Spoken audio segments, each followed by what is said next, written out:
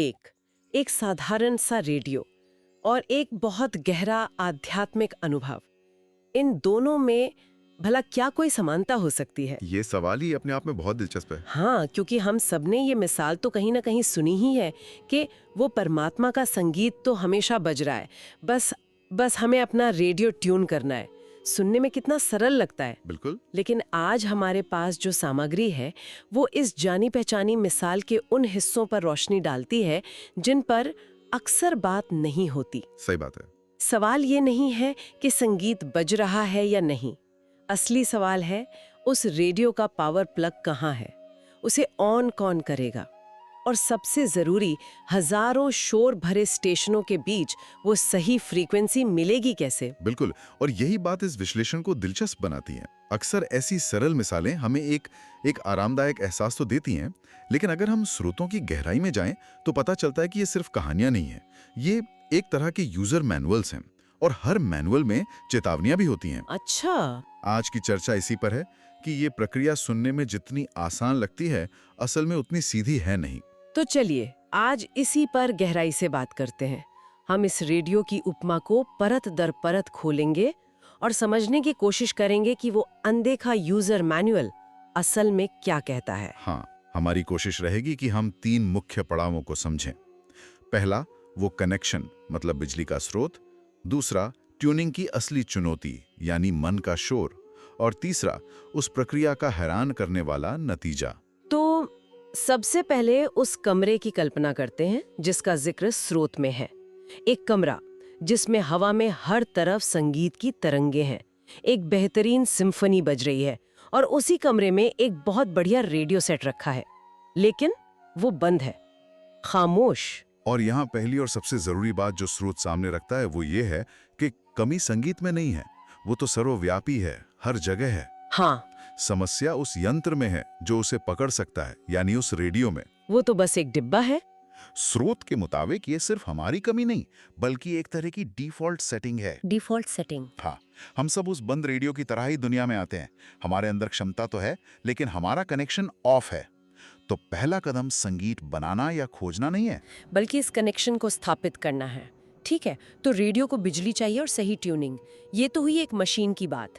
लेकिन जब हम इसी सिद्धांत को एक जीते जागते इंसान पर लागू करते हैं तो ये बिजली कहाँ से आएगी? हाँ, सबसे बड़ा सवाल तो यही है कि वो पावर सॉकेट है कहाँ? बिल्कुल। और यहीं पर ये मिसाल एक आध्यात्मिक दिशा ले लेती है।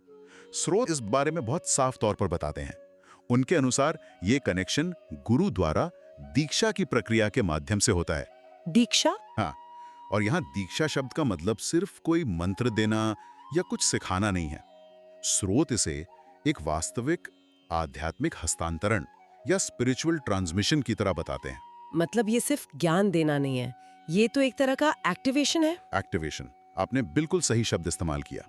जैसे कोई इंजीनियर आके आपके घर की वायरिंग को मेन पावर ग्रिड से जोड़ दे। उसके आने से पहले आपके घर में तार भी थे, बल्ब भी थे, लेकिन बिजली नहीं थी। हाँ, गुरु का काम उस कनेक्शन को स्थापित करना है। स्रोत के मुताबिक दीक्षा के समय गुरु हमारा संबंध रूहानी ताकत के मूल स्रोत, जिसे शब्द कहा गया है, उससे जोड़ देते हैं। शब्द? हाँ, तो यहाँ गुरु एक माध्यम है और शब्द वो अनंत पावर ग्रिड है, और दीक्षा की प्रक्रिया वो स्विच है जो उस कनेक्शन को ऑन कर देती है। अच्छा। इसके बिना इंसान चाहे कितनी भी कोशिश कर ले, वो उस आंतरिक संगीत को नहीं पकड़ सकता। यहाँ एक सवाल उठता है, अगर गुरु ने कनेक्शन जोड़ी दिया तो फिर मेहनत करने की क्या जरूरत है? मतलब बिजली घर में आ गई तो बल्ब अपने आप जल जाना चाहिए। संगीत अपने आप क्यों नहीं बजने लगता? क्या ये कनेक्शन इतना कमजोर होता है? हाँ, ये इस प्रक्रिया का सबसे ज्यादा गलत समझा जाने वाला हिस्सा है। कनेक्शन कमजोर नहीं होता, लेकिन हमारे और उस कनेक्शन के बीच एक और चीज है, हमारा मन। हमारा मन। इसे ऐसे समझिए, बिजली घर में आ गई है, लेकिन हर उपकरण का अपना एक ऑन ऑफ स्विच और रेगुलेटर होता है। कनेक्शन जुड़ने के बाद असली काम शुरू होता है अपने आंतरिक रेडियो को ट्यून करने का। और यहीं पर ज्यादातर लोग असल चुनौती का सामना करते हैं। ठीक है, तो कनेक्शन हो गया, घर में बिजली आ गई, लेकिन अब भी सन्नाटा है। अब असली मेहनत शुरू होती है। उस नॉब को घुमाने की, सही स्टेशन ढूंढने की।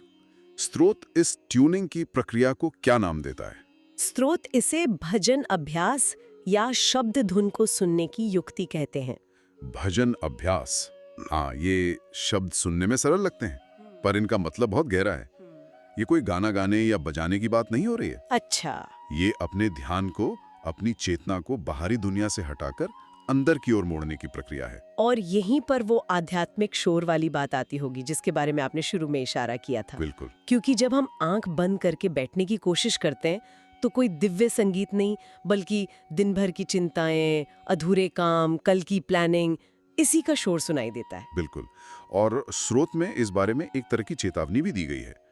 वो कहते हैं कि जैसे रेडियो पर दो स्टेशनों के बीच में सिर्फ खरखराहट और शोर होता है, वो स्टैटिक, हाँ। वैसे ही शुरुआती अभ्यास में मन का शोर, भटकाव और बेचैनी महसूस होना बहुत स्वाभाविक है।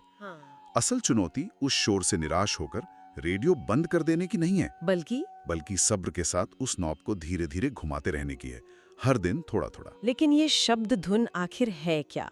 क्या ये कोई मंत्र है जैसे हम दोहराते हैं, या कोई आवाज है जो हमें सच में सुनाई देती है?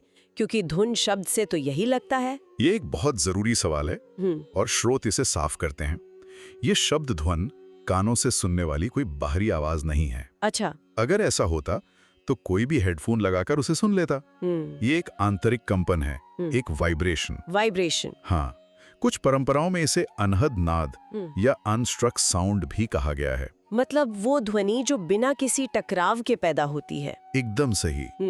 रेडियो की उपमा बस इसे समझाने का एक तरीका है। ये चेतना के खास स्तर पर महसूस होने वाला अनुभव है। तो ये भजन अभ्यास असल में हमारे मन की फ्रीक्वेंसी को उस आंतरिक वाइब्रेशन की फ्रीक्वेंसी से मैच करने की कोशिश है। बिल्कुल। और हमारा ध्यान जितना भटकता है, खरखराहट उतनी बढ़ जाती है। एकदम सही कहा। और स्रोत इस प्रक्रिया के पहले नतीजे के बारे में भी बताते हैं। जैसे जैसे ये अभ्यास गहरा होता है, हमारा ध्यान एकाग्र होने लगता है। मतलब फोकस बढ़ने लगता है। हाँ, बाहरी दुनिया का शोर और मन की आंतरिक बकबक दोनों धीरे धीरे कम होने लगते हैं। हमारी चेतना जो हजारों दिशाओं में बिखरी हुई थी, वो एक बिंदु पर केंद्रित होने लगती है। और ये पहला संकेत है कि ट्यूनिंग सही दिशा में हो रही है। खरखराहट कम हो रही है और स्टेशन पास आ रहा है। ये बात सुनने में तो बहुत अच्छी लगती है, लेकिन क्या असल जिंदगी में मन का शोर इतनी आसानी से कम हो जाता है? नहीं। श्रुत इस चुनौती की मुश्किलों के बारे में कुछ और बताते हैं। हाँ, वे इस बात पर जोर देते हैं कि ये एक क्रमिक प्रक्रिया है, मतलब ग्रेजुअल प्रोसेस है। ऐसा नहीं है कि एक दिन आप बैठेंगे और शोर गायब हो जाएगा। ये एक मांसपेशी बनाने जैसा है। आप हर दिन अभ्यास करते हैं, थोड़ा थोड़ा ध्यान बढ़ाते हैं। स्रोत इसे धैर्य और निरंतरता का मार्ग बताते हैं। वो कहते हैं कि शुरुआती असफलताएं इस यात्रा का हिस्सा हैं, मंजिल का अंत नहीं। तो मान लीजिए कोई व्यक्ति इस शोर से गुजरकर धैर्य और निरंतरता के साथ मेहनत करके आखिरकार उस सही फ्रीक्वेंसी को पकड़ लेता है। खरखराहट बिल्कुल कम हो जाती है और वो साफ दिव्य धुन उसे महसूस होने लगती है। तो क्या होता है फिर? क्या उसे बस परम शांति का अनुभव होता है, या कहानी में कोई और मोड़ है? यहीं पर ये मिसाल अपने शिखर पर पहुंचती है और एक ऐसे क्षेत्र में प्रवेश करती है जो सामान्य तर्क से परे है। जब ध्यान पूरी तरह से उस शब्द धुन पर केंद्रित हो जाता है, तब कुछ ऐसा होता है जिसकी साधक ने कल्पना भी नहीं की होती। और वो क्या है? स्रोत का अंतिम वाक्य इस अनुभव को बहुत खूबसूरती और रहस्य के साथ बयान करता है। वो कहता है, क्या? और शब्द धुन हमें अंदर में ऊपर की ओर खींचने लगती है। बदल देता है। अब तक तो हम मेहनत कर रहे थे, हम रेडियो को ट्यून कर रहे थे, हम ध्यान लगा रहे थे, मतलब करता हम थे। बिल्कुल। लेकिन इस पॉइंट पे आके वो धुन खुद एक एक्टिव फोर्स बन जाती है। ये कैसे हो सकता है? बिल्कुल, यही इस पूरी प्रक्रिया का सबसे रहस्यमयी और जरूरी हिस्सा है। हाँ। ये पैसिव लिसनिंग से एक्टिव ट्रांसफॉर्मेशन का सफर है। अच्छा। यहाँ आकर कर्ता बदल जाता है। अब आप प्रयास नहीं कर रहे, बल्कि आपके ऊपर कृपा हो रही है। आप सिर्फ संगीत नहीं सुन रहे, बल्कि संगीत की धारा आपको अपने स्रोत की ओर वापस ले जा रही है। वाह। ये एक निष्क्रिय अनुभव से एक सक्रिय यात्रा में बदल जाता है। तो इसका मतलब ये हुआ कि हम सिर्फ एक पैसिव लिसनर नहीं है जो संगीत सुन रहा है। एक पॉइंट के बाद वो संगीत खुद एक एक एक्टिव फोर्स बन जाता है जो हमें अपनी ओर खींचता है। हाँ। ये तो पूरी प्रक्रिया की समझ को ही पलट देता है। हमारी मेहनत सिर्फ दरवाजे तक पहुंचने की थी, दरवाजा कोई और शक्ति खोलती है और हमें अंदर खींच लेती है। आपने इसे बिल्कुल सही समझा है। यहाँ आकर रेडियो की उपमा पूरी होती है। हम एक बंद निष्क्रिय पड़े रेडियो से शुरू हुए थे, फिर उसे गुरु के जरिए शक्ति के स्रोत से जोड़ा गया, फिर अभ्यास और धैर्य के जरिए उसे दुनिया के शोर से हटाकर सही फ्रीक्वेंसी पर ट्यून किया गया, और अंत में उसने एक ऐसी ध्वनि को पकड़ा जो सिर्फ सुनाई नहीं देती बल्कि सुनने वाले को ही रूपांतरित करने लगती है, उसे अपने साथ ऊपर अपने मूल स्रोत की ओर ले जाने लगती है। वाह, तो आज की इस चर्चा में हमने एक जानी पहचानी मिसाल से शुरू किया और एक बिल्कुल नई और गहरी समझ तक पहुंचे। ये सिर्फ रेडियो ऑन करने की कहानी नहीं है। नहीं, ये उस शक्ति से जुड़ने की अनिवार्यता, मन के शोर से लड़ने की चुनौती और आखिर में उस दिव्य शक्ति को खुद पर काम करने देने की कला की कहानी है। हाँ, हमने इसके 3 मुख्य चरणों को समझा। पहला, एक मार्गदर्शक यानी गुरु के जरिए शक्ति के मूल स्रोत शब्द से जुड़ना, जो एक शर्त की तरह है। दूसरा, भजन के अभ्यास के माध्यम से अपनी चेतना को दुनिया के शोर से हटाकर एक जगह केंद्रित करना, जो हमारी मेहनत और लगन है। और तीसरा और सबसे महत्वपूर्ण, एक ऐसे आंतरिक अनुभव की ओर बढ़ना जहां हमारी मेहनत खत्म होती है और कृपा शुरू होती है, जहां वो शब्द धुन हमें अंदर ही अंदर ऊपर की ओर खींचने लगती है, एक ऐसी यात्रा पर जिसका नक्शा हमारे पास नहीं है।